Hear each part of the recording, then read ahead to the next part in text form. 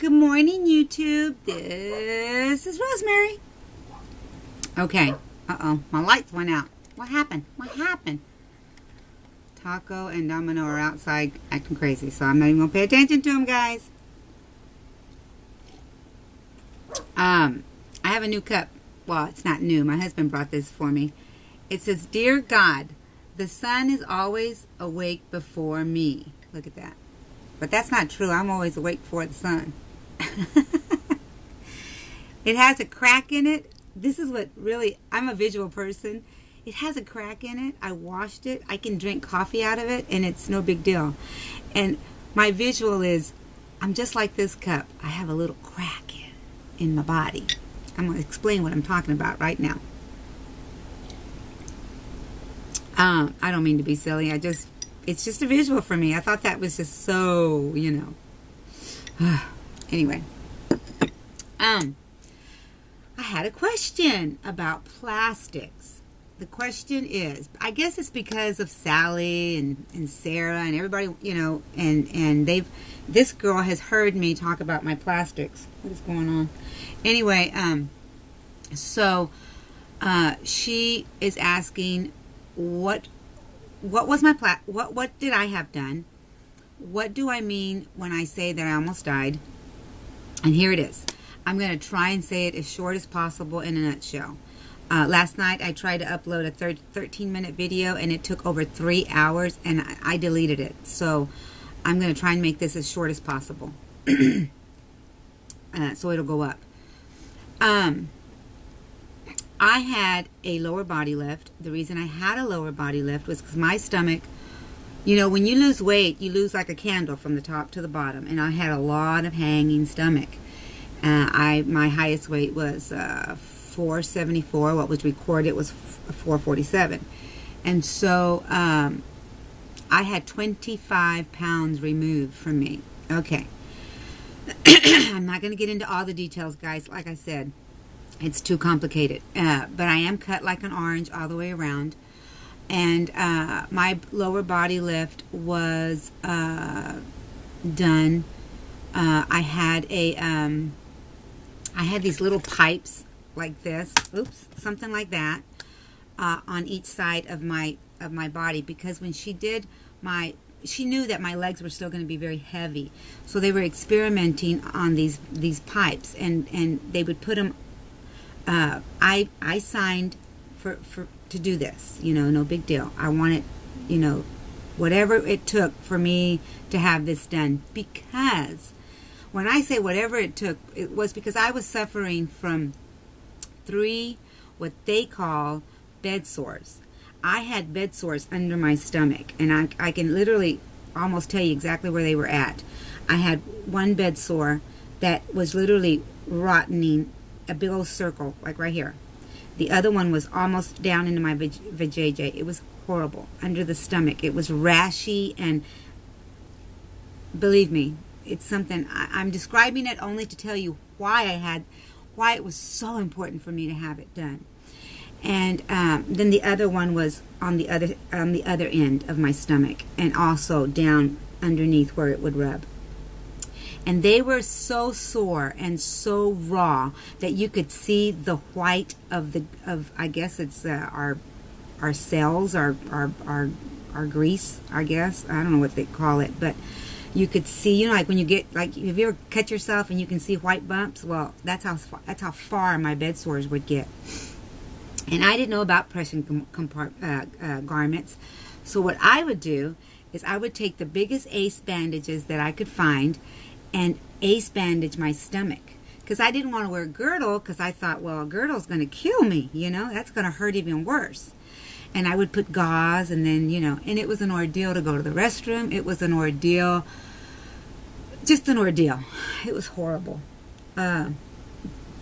So, anyway, let's get to the surgery. I got to the surgery. I had the surgery. They did what they had to do. It looked good. About 2 weeks later, I was supposed to go and see the doctor, and I went to see. I started feeling bad, and I started to have this oozing coming out from this side, from the right side. and it started to smell bad. And I went to see the doctor. By the time I got to the doctor, I had already collapsed, and they took me into emergency room. They had to perform a surgery to get rid of the infection. Now, mind you, I'm in Dallas, and my husband is here in California at the time, because my husband had lost his job in Dallas, and he came here to work. And my daughter was taking care of me, and Connie wasn't, leaving the house hardly back then, and so she didn't come. She did call me every day and stuff like that, but so I was at the hospital. I didn't know what was going on. They called my husband that night and told my husband. They didn't tell my daughter. They told my husband, in California, mind you, that I had a 50-50 chance of living, that I might not make it through the night. He was on a plane that day, and I couldn't even believe when I opened my eyes. I looked over, and the doctor was talking to me, and I looked over, and I thought I was daydreaming or whatever, hallucinating that my husband was standing over there. And she said, "No, it is your husband." And I just started crying, and I just started praying. Honestly, I just started praying. And I'm really trying not to make this very long. But anyway, I ended up with a hole.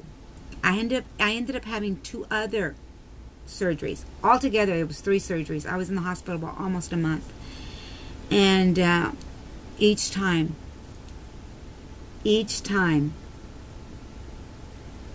they didn't know if I was going to make it.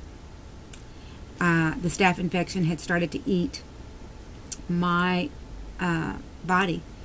I had a hole on this side. They had to remove that pipe on this side, because that pipe, what it does, I was still going to be left with a lot of skin on my legs. So they needed something to hold, that would hold on to that skin. And that's what they were experimenting with.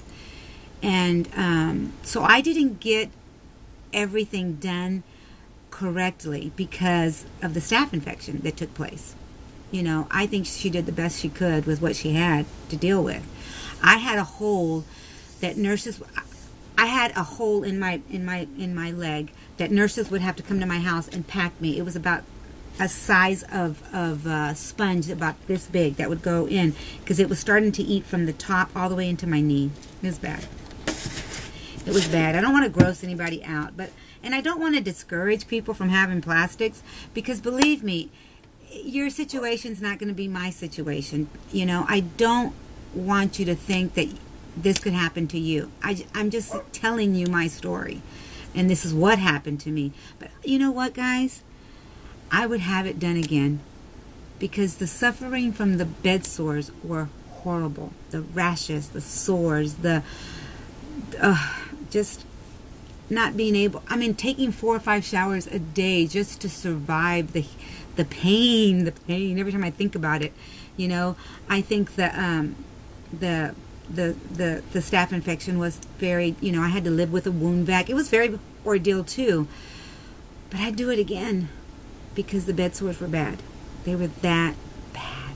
So I hope I've answered your question. I did go through an ordeal. I lasted with the wound vac almost a year, not quite a year. I had nurses come and take care of me. It was bad, guys. And all I can say is that if people think I did this for vain purposes, because I've had people actually tell me that, I can tell you that it was not done in vain purposes. And if it was, it's okay too. It's okay to feel good about yourself. It's okay to want to look good. This life is so short, guys. We need to cherish everything. And I believe that I'm here for a purpose. Just to be told that I was in that much danger, and I was close to death 3 times. I've gone through a lot, and it's okay. There's a reason why I'm here. There's a reason why God is still, got me ticking. And I thank God every day. I thank God every day. So don't you let me discourage you in any way. Please don't listen to this story and think, oh, I can't have plastics, because believe me, there's a lot of people here, Julie, Sarah, Sally, that are all, Amy, my chica, Sky Moon, Melanie, they're all success stories. Melanie had an ordeal too, and that's why I was able to relate to her. It's going to be okay. You're going to get through it. And please don't let this story discourage you. That's all I want to say. I would do it in a heartbeat again, because believe me, having to deal with the bed sores was a lot worse, I think, in my case. And I love you guys. Mwah. I'll be back. See if I can turn you off here. I'm going to try and upload you. Bye. I love you guys.